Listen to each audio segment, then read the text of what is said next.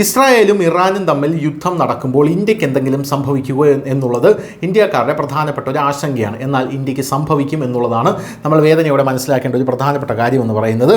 ഇറാൻ്റെ ആണവ സൈനിക കേന്ദ്രങ്ങൾക്ക് നേരെ ഇസ്രായേൽ നടത്തിയ ആക്രമണത്തെ തുടർന്ന് ഇറാനിയൻ വ്യോമാതിർത്തി അനിശ്ചിതമായി അടച്ചത് അന്താരാഷ്ട്ര വിമാന സർവീസുകൾക്ക് ബുദ്ധിമുട്ട് വർദ്ധിപ്പിച്ചിരിക്കുകയാണ്. ഇത് ഇന്ത്യൻ വിമാനങ്ങളെയും ബാധിച്ചിട്ടുണ്ട്. പാകിസ്ഥാനിലെ വ്യോമത്താവളം ഇതിനകം അടച്ചിട്ടിരിക്കുന്നതിനാൽ ഇന്ത്യക്ക് വലിയ ഒരു പ്രതിസന്ധി സൃഷ്ടിക്കുന്നുണ്ട്.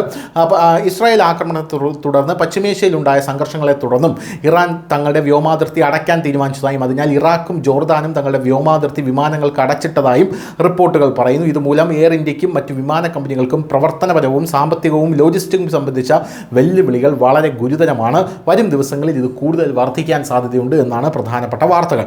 ബെൻ ഗൂറിയോൻ വിമാനത്താവളത്തിൽ നിന്നുള്ള വിമാന സർവീസുകൾ നിർത്തിവെച്ചതായി ഇസ്രായേലും പ്രഖ്യാപിച്ചിട്ടുണ്ട്. ഇത് അന്താരാഷ്ട്ര വ്യോമ ഇടനാഴികളെ ബാധിക്കുകയും വിമാന കമ്പനികൾ ദീർഘവും ചെലവേറിയതുമായിട്ടുള്ള ബദൽ റൂട്ടുകൾ തിരഞ്ഞെടുക്കാൻ നിർബന്ധിതരാവുകയും ചെയ്യുകയാണ്. യൂറോപ്പ്, വടക്കേ അമേരിക്ക, ഗൾഫ് രാജ്യങ്ങളിലേക്കുള്ള പ്രധാന അന്താരാഷ്ട്ര റൂട്ടുകളിലെ ഇന്ത്യയിൽ നിന്നുള്ള വിമാനങ്ങൾ പാകിസ്ഥാൻ വ്യോമാതിർത്തി ഒഴിവാക്കി ഇറാഖ് വഴി പറന്നിരുന്നു. എന്നാൽ ഇത് ഇനി ഒരു ഓപ്ഷനായി ഇന്ത്യക്ക് മുന്നോട്ട് കൊണ്ടുപോകാനായി സാധിക്കില്ല.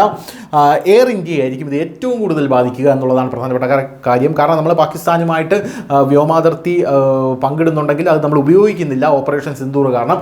അതുകൊണ്ട് ഇറാനും ഇറാഖും വഴിയൊക്കെയാണ് നമ്മൾ പൊക്കോണ്ടിരുന്നത്. ഇനിയിപ്പോൾ അതും സാധിക്കില്ല എന്നുള്ളതാണ് വേറൊരു കാര്യം. ഇറാനും ഇറാഖും വ്യോമാതിർത്തി അടച്ചതിനാൽ വിമാനങ്ങൾക്ക് സൗദി അറേബ്യ, മധ്യേഷ്യൻ രാജ്യങ്ങൾ, കോക്കസസ് മേഖല എന്നിവയിലൂടെ സഞ്ചരിക്കേണ്ടി വരും. ഇത് വിമാന സമയം വർദ്ധിപ്പിക്കുകയും ആളുകൾക്ക് വ്യക്തമായ അസൗകര്യം ഉണ്ടാക്കുകയും അവർക്ക് ചെലവ് വർദ്ധിപ്പിക്കുകയും ചെയ്യും എന്നുള്ളതാണ് വേറൊരു കാര്യം. സ്വാഭാവികമായും ഈ സാഹചര്യം ഏറ്റവും കൂടുതൽ ബാധിക്കുക എയർ ഇന്ത്യയാണ്. 11 അന്താരാഷ്ട്ര വിമാനങ്ങളാണ് വഴിതിരിച്ചു വിടേണ്ടി വന്നത്. അതേസമയം 5 വിമാനങ്ങൾ പുറപ്പെടുന്ന വിമാനത്താവളത്തിലേക്ക് പാതി വഴിയിൽ തിരിച്ചെത്തിയെന്ന റിപ്പോർട്ടുകളും പുറത്തു വരുന്നുണ്ട്. ജൂൺ 13 ഇറാൻ വ്യോമാതിർത്തി പെട്ടെന്ന് അടച്ചതായി അറിയിച്ചതിനെ തുടർന്ന് മുംബൈയിൽ നിന്നും ലണ്ടനിലേക്ക് വിമാനം വഴിതിരിച്ചിടേണ്ടി വന്നു. New York, Toronto, Frankfurt, Milan, Sharjah, Vienna എന്നിവയ്ക്കാണ് മറ്റു റൂട്ടുകളെ ബാധിക്കാൻ സാധ്യതയുള്ള മറ്റ് വിമാനങ്ങൾ. News desk, news India Malayalam.